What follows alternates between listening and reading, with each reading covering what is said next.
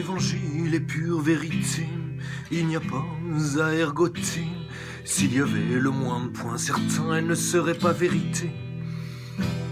Mais l'évangile est vérité, il n'est pas symbolique, car le symbolisme est sujet à l'interprétation. Mais la vérité est claire et unique, la vérité est dans l'évangile, clair et limpide, prier pour être illuminé. S'il y avait un seul point incertain dans l'évangile, il ne serait pas la vérité. Alors arrêtez de vous prendre pour des grands à qui on ne raconte pas d'histoire, car le royaume de Dieu appartient aux petits enfants.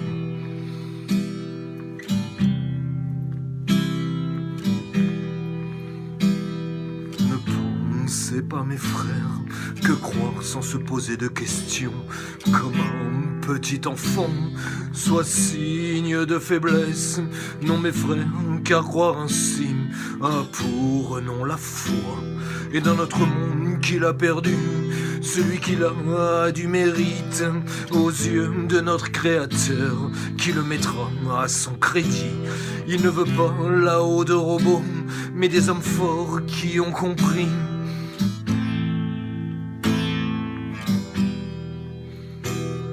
Mais au lieu de ça, mes frères, au lieu de prendre pour argent comptant cette parole vivante qui traverse les siècles, sans prendre de rides anciennes mais toujours actuelles, vous faites les sceptiques, vous ergotez.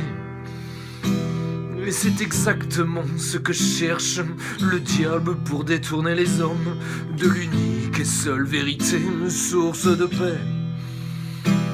Et n'ajoutez pas à la confusion en me parlant des autres religions. Elles ne viennent pas de Dieu, non, elles viennent des hommes. Dieu a d'abord parlé aux Juifs qui n'ont eu de cesse par leurs prophètes d'annoncer dans les moindres détails l'incarnation du Fils de Dieu.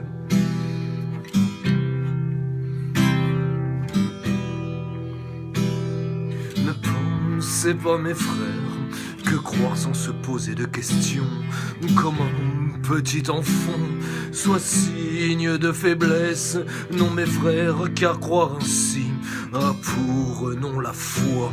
Et dans notre monde qu'il a perdu, celui qui l'a a du mérite aux yeux de notre Créateur, qui le mettra à son crédit. Il ne veut pas là-haut de robots, mais des hommes forts qui ont compris.